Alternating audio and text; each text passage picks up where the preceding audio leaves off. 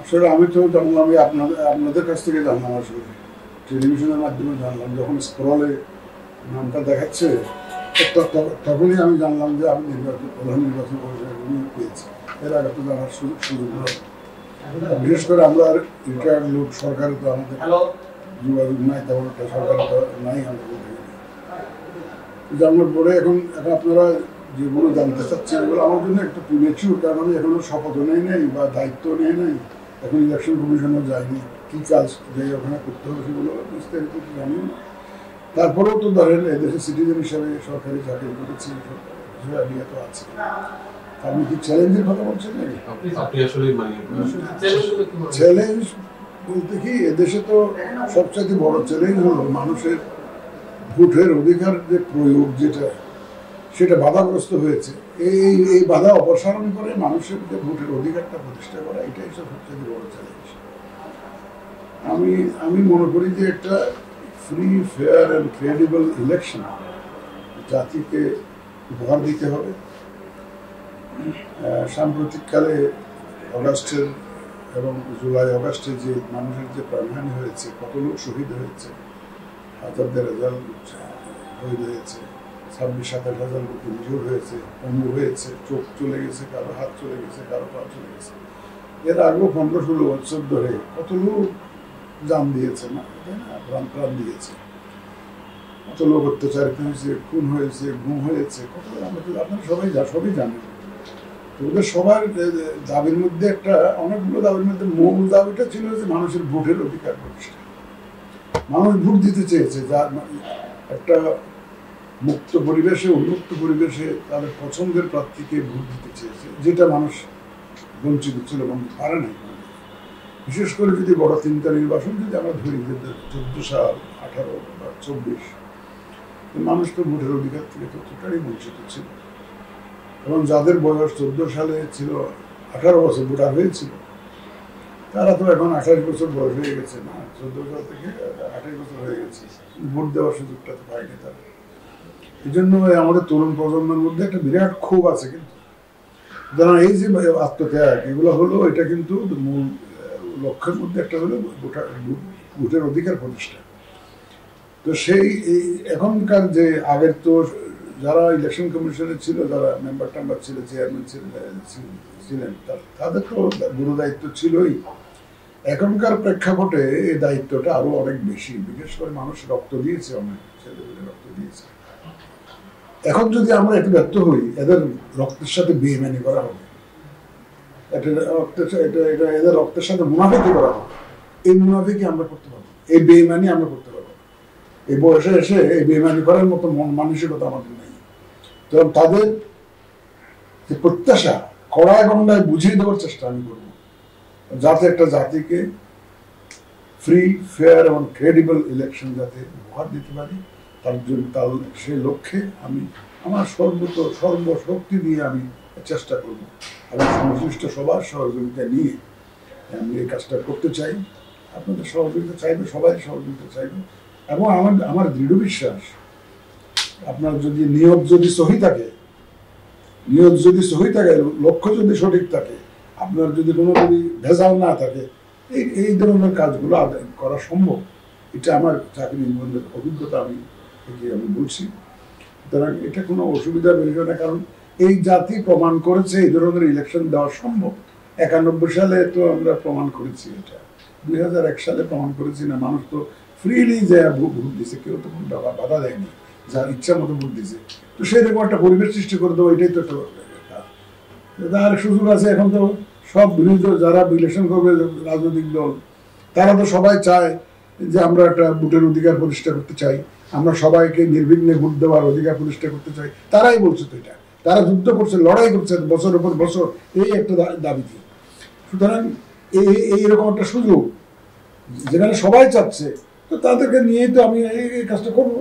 রশিদ দেখে নিই তাদের যে ল্যাপসেস, তারা কোথায় কোথায় ভুল করেছে, তাদের কি কি গ্যাপস ছিল, সেগুলো তো আমাদের জন্য বিরাট একটা শিক্ষা হয়ে গেল না, লেসন। আমার তো we have lessons in front of us, যে এই জিনিসগুলো করলে মানুষ আমাদেরকে ধিক্কার দেবে। আর বিশেষ করে আমার তো সে সুযোগই নাই। ওরা তো মানুষের রক্তের উপর দিয়া দায়িত্ব নেয় নাই। আমরা মানুষের শহীদের রক্তের উপর দিয়ে দায়িত্ব নিয়েছি, তবে আমাদের দায়িত্বটা আরো আরো অনেক বেশি। আমাদের তো সর্বোচ্চভাবেই চেষ্টা থাকবে যাতে এই রক্তের সাথে বেইমানি আমরা না করি। এতগুলো মানুষ জীবন দিল, এটাতে আমরা না করি। আর ব্যাপার হচ্ছে যে আপনি যেটা বলছেন না 3 বছর যে তিনটা টার্ম, যেহেতু এই বাঙালি দেখেন, বাঙালি কিন্তু সবই পারে নাকি, যেখানে চ্যালেঞ্জ আছে সেখানে বাঙালি মোকাবেলা করলে এটা অ্যাচিভ করতে পারে, তারা ওভারকাম করতে পারে। এটা আমরা বিভিন্ন সময়ে প্রমাণ করেছি। তো বিভিন্ন সময় বলে যারা আগে ছিল তারা তো মনে করছিল যে আমরা তো আর জীবন আছি অন্তত 2041 সাল পর্যন্ত বুট্টুর জোগাড় করে, কিন্তু পেরেছে কি? পারবে না। বাঙালি তো সবই পারে। সুতরাং সুষ্ঠু নির্বাচনের জন্য যদি আমাদের আন্তরিকতা যদি তারা দেখতে পায় যে এরা সত্যিকার অর্থে আন্তরিক, অবশ্যই তারা সহযোগিতা করবে। এবং দেখবেন যে পরিবেশ সৃষ্টিতে তারা আমাদের সাথে সহযোগিতা করে, সবাই মিলে আমরা পরিবেশ সৃষ্টি করি। মূল ব্যর্থটা কোথায় ছিল? ব্যর্থটা কোথায় জানি না। তারা আমি যেটা রেজাল্ট দিকে বলতো, ভিতরে তো আমি ছিলাম না, রেজাল্ট দেখে এখন আনি যে একটা দিনই তো ফল দেখলে বোঝা যায় যে কোথায় ইয়ে যায়। তো এখানে সব রাজনৈতিক দলগুলো তারা সুষ্ঠু নির্বাচন চায়, তারা চায় যে একটা ফ্রি ফেয়ার ইলেকশন হোক, মানুষ তাদের ভোটাধিকার প্রয়োগ করতে পারুক, এটাই তাদের তো চাওয়া। এটা আমরা তাদের চাওয়াটার মধ্যে আমরা হেল্প করবো যে আপনারা যেটা চেয়েছেন এত বছর ধরে, এটার জন্য প্রাণ দিয়েছেন, স্যাক্রিফাইস করেছেন, তখন প্লিজ কাম উইথ আস, এই কাজটা আমরা করে দিই, আপনাদেরকে ফ্যাসিলিটেট করে দিই। আমরা ওদের দাবি তো এটা। তো আমি একটা কথা ওই আগে বলছিলাম যে এগুলো হলো যে আমরা যারা সরকারি চাকরি টাকরি করে, এই যে এটা অনেকটা যে তরল পদার্থের মতো, বুঝলেন না, পাত্রের রং ধরে, পাত্র যেরকম ওরকম ওরা দেখতেছে যে আমাদেরকে নিয়েছে একটা পার্টিকে জিতানোর জন্য, তো ওই জন্য কাজ করেছে। যদি দেখে যে সঠিকভাবে, আফটার মানুষ তো এই দেশে নাগরিক, তো তাদেরও তো ভাই বেড়াদার এই দেশে আছে, তাদের মা বাবা এই দেশে আছে, তারাও তো চায় যে একটা এই সুষ্ঠু ইলেকশন হোক, তারাও তো চায়। তাদেরকে হয়তো অন্যভাবে ব্যবহার করার জন্য হয়তো ওভাবে হয়তো মানসিকতা তৈরি করছে। তারা যখন দেখবে যে এরা সুষ্ঠু নির্বাচন করতে চায়, তারা হেল্প করবে। কারণ অতীতে তো হয়েছে, তো অতীতে করেছে না, করেছে। যদি কোনো এমন কেউ থাকে, যদি এমন কোনো অ্যাক্টিভিস্ট থাকে, বিতর্কিত লোকজন থাকে, সেটা দেখা যাবে যে এটা তো নর্মাল প্রসেসের রুটিন ব্যাপার। এইটাকে আমি একটু বড় চ্যালেঞ্জ মনে করতেছি। নিয়োগের পর প্রথম কাজ আপনার কি হবে? শপথ নেওয়ার পরে আমার প্রথম কাজ হলো, আমার তো চিনি না কারা মেম্বার আছে, দেখি চিনি না, আমাদের নাম শুনি নেই। এখন টেলিভিশনে নাম দেখতেছি, আপনারা চিনি কিনা জানি না। পরিচয় হবে, আমার মিটিংয়ে বসবো, বসে আমি চাইবো যে আমার কাজকর্মটা বুঝে নেই, কি কি চ্যালেঞ্জেস আছে, কি কি সুবিধা অসুবিধা আছে, কোথায় কোথায় গ্যাপস আছে, এগুলো একটা বলবো। আবার আস্তে আস্তে দিন যখন যাবে আমরা প্রায়োরিটাইজ করবো যে আমাদের কোন কাজগুলোকে প্রায়োরিটি দিতে হবে। বিশেষ করে আমার তো বিশাল অ্যাডভান্টেজ রিফর্মস কমিশনটা তাকাতে, যে মানে এক্সপার্ট লোকজন, বদিউল আলম মজুমদার সাহেবের নেতৃত্বে একটা রিফর্মস কমিশন হয়েছে না, ওনারাই তো সব রেডি করতেছেন আমাদের জন্য। তো আমাদের কোথায় কোথায় হাত দিতে হবে ওনারাই তো তৈরি করতেছেন, এটা ওনার তো অভিজ্ঞ লোক। সুতরাং আমি তো I will get things ready, যে কোথায় কোথায় গলদ আছে এটা আমার গবেষণা করার দরকার হবে না। এবং আমি নিশ্চিতভাবে জানি সবাই এক দলের সমর্থন না, ওকে ভোট দেওয়ার সময় কেউ ওই দলে দিয়েছে, কেউ ওই দলে দিয়েছে, কেউ ওই দলে দিয়েছে, এগুলো দিয়েছে, আমার কাজের কোনো অসুবিধা হয়। কিন্তু স্যার ওদের নিয়োগটা স্যার দলীয় হবে স্যার, এটা আমি বুঝি নেই, আমি যাই না, আমার দায়িত্ব নেই, নিয়ে মানুষদেরকে চিনি, কথাবার্তা বলি, আমি বুঝতে পারবো। আমরা তো বোকা না, আমরা আমি স্বাস্থ্য মন্ত্রণালয়ের 1,73,000 কর্মকর্তা কর্মচারী এবং বাংলাদেশের বিশিষ্ট লোকজন, সব ডাক্তার মাক্তার, বুঝুন না স্যার। এখন যে পরিস্থিতি আছে তাতে জাতীয় নির্বাচন দিতে আপনার কত সময় লাগতে পারে কি মনে হচ্ছে? এটা নির্ভর করবে আমি গিয়ে ওখানে কি কি কি চেঞ্জ করা দরকার, সংস্কার করা, এটা আমি বুঝতে পারি। একটা জিনিস বলে দেখা যায়, ইলেকশন করাটা শুধু ইলেকশন কমিশন একা পারে না। কারণ ইলেকশনটা করবেন আপনি কার জন্য? যদি এমন করবেন পার্লামেন্ট ইলেকশন যদি হয়, ওখানে কজন এমপি নির্বাচিত হবে, এটা যদি চেঞ্জ হয় তাহলে তো আপনাকে ইলেকশনকে বের করতে হবে, তাই না? যদি হয় ভোটের ধরন যদি কি প্রপোর্শনাল রিপ্রেজেন্টেশন হবে না, অন্য ধরন হবে, ফার্স্ট পাস দ্য পোস্ট হবে, তাহলে সেভাবে প্রস্তুতি নিতে হবে। আর ভোটার তালিকা করার একটা ব্যাপার আছে না, ভোটার লিস্ট করার ব্যাপার আছে। ইয়াঙ্গার জেনজি যারা আন্দোলন করলো তারা তো ভোটার হবে, তাদেরকে তো আমাকে ফোল্ডে আনতে হবে, তাদেরকে ভোটার লিস্ট করতে হবে ইত্যাদি ইত্যাদি। এটা আর যেগুলো রিলেটেড রিফর্ম, যেগুলো অন্যান্য জায়গায় যেগুলো এফেক্ট করবে আমার নির্বাচনকে, তো সেগুলো সহজ যখন শেষ হয়ে যাবে তখন। বাট আমরা যত দ্রুত সম্ভব ইলেকশনের জন্য, election commission, I will try to make election commission ready for the election. আমরা রেডি করার চেষ্টা করবো, প্রস্তুত থাকার চেষ্টা করবো।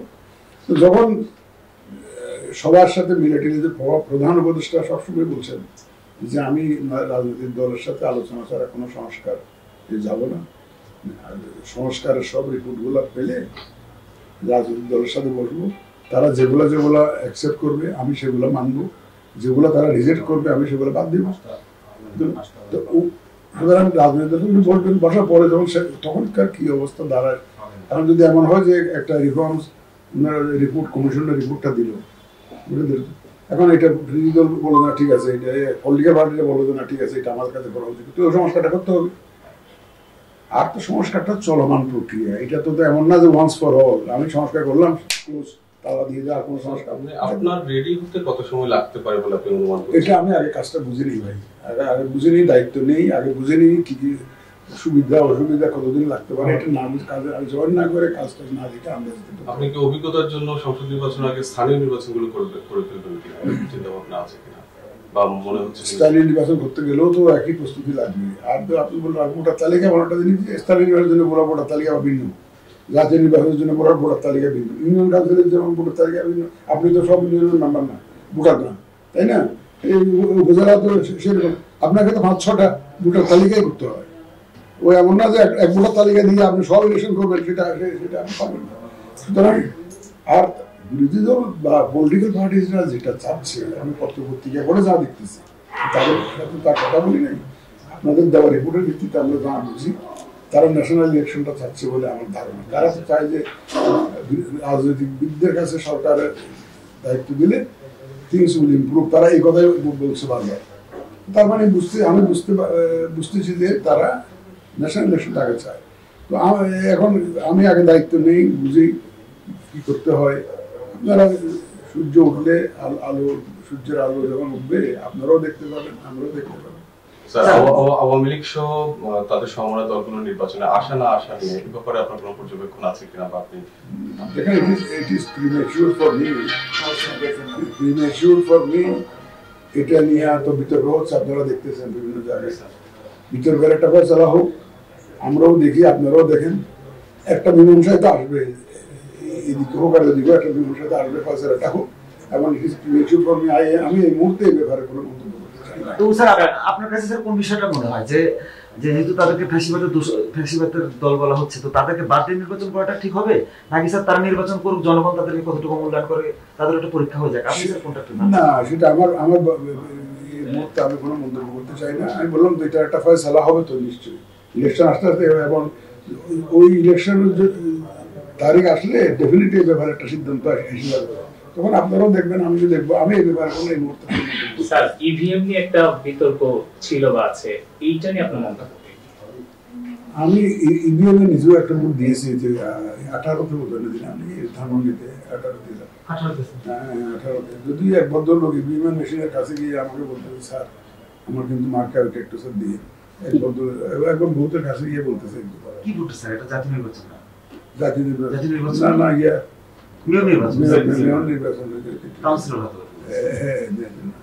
এরকম ইভিএম, এটা টেকনিক্যাল ম্যাটার্স। আমি ইভিএম ডিলও করি নাই, এটা ভালো মন্দ নিয়ে আমি এখনো চিন্তাও করি নাই, কোন কোন দেশে আসে না আসে আমি আসলে, কিন্তু এটা নিয়ে আমি এভাবে সিরিয়াসলি চিন্তাও করি নাই। আগে দায়িত্বটা নেই, নিয়ে বোঝার চেষ্টা করি ইভিএমটা ইউজফুল হবে কিনা, না অ্যাপ্রোপ্রিয়েট হবে কিনা না হবে, তারপরে যদি যেটা হয়। আর আমাদের সংস্কার কমিশন তো আজ কাজ করছে, তো যে বিভিন্ন রাজনৈতিক দল তাদের নাম জমা দিয়েছে, এই যে বিভিন্ন নাম জমা, এরকম একটা রিপোর্ট প্রথমবারতে ছাপিয়েছিল। তো ওটার কপি একজন আমার কাছে পাঠিয়েছে, বলে স্যার এই যে নাম দেখতেছি। তো ওখানে দেখলাম এখন এটা সব রিপোর্ট তো রিলাই করাও যায় না, বুঝছেন না, সত্য মিথ্যার সময় যাচাইয়ের ব্যাপার আছে। তো এটা আমি দেখে ও পর্যন্তই, এটা আমি আর কোনো যাচাই করতে যাইনি, কার কাছে যাচাই করবো, কার কাছে বলবো। মানুষের মান সম্মানের প্রশ্ন। আমি যদি আমি সিইসি হই আর যদি আমি লবিং করি, চেষ্টা করতে থাকি, তদবির করতে থাকি, মানুষের মান মর্যাদার প্রশ্ন না। আল্লাহ তাআলা আমাকে অনেক দিয়েছেন, অনেক বড় করেছেন। আমি আবার আর কি চাওয়ার আছে? এখন আমার দেওয়ার সুযোগ এসছে, আমি দিতে চাই, আর পাইতে চাই না কিছু, বুঝলেন না? দিতে চাই, বুঝলেন না? আমার তো শেষ, আল্লাহ তাআলা যা দেওয়ার তো যথেষ্ট দিয়েছেন। আমার মতো তো এরকম সবাই তো আর পায় না এই দেশে। কারণ ওটা দেখার পরে আমি এখনো খবর তেমন একটা নিয়ে নেই, কার কাছে নিব? কোনো রাজনৈতিক দলের প্রতি আপনার সিম্পাথি থাকবে নাকি সবাই আপনার কাছে সমান হিসেবে? আমার কাছে সবাই সমান, থাকার সুযোগ নেই। নাই। ব্যাপার হচ্ছে যে এসসি আমার একটা ভোট থাকবে না, কি জানি অবশ্যই থাকবে, সেরকম একটা ভোট আমি দিতে পারবো। কিন্তু শুনেন, আমরা যখন ট্রেনিং নেই সিভিল সার্ভিসে, রৌনক জাহান আমাদের পলিটিক্যাল সায়েন্স পড়াইতো একাডেমি, ওনার একটা কথা আমার কাছে মনে গেঁথে আছে। রৌনক জাহানের, এই রহমান সামান ভাই, উনি আমাদের বলেন যে আপনারা সিভিল সার্ভেন্ট হলেন, civil servant are all political, but there should be non partisan. আপনারা ভোট দিবেন একটু নিশ্চয় কোনো দলকে, তাহলে আপনার মধ্যে পলিটিক্যাল ফিলিংস থাকবে, চিন্তা ভাবনা থাকবে, এটা অ্যাকসেপ্টেবল। কিন্তু দলীয় রাজনীতি আপনাদের জন্য এটাই আমরা শেষ করে দিয়েছি দেশটাকে, ব্যুরোক্রেসিটাকে শেষ করেছি। যে আপনি ভোট কোথায় দিলেন সেটা বড় কথা না, দলীয় রাজনীতি যে করেন। আগে তিনজন সিসি, এটা আমাদেরকে রহমান জাহান সাহেব ম্যাডাম ট্রেনিং এর সঙ্গে শিখে দেয়। এটা আমি মনে গেঁথে রেখেছি।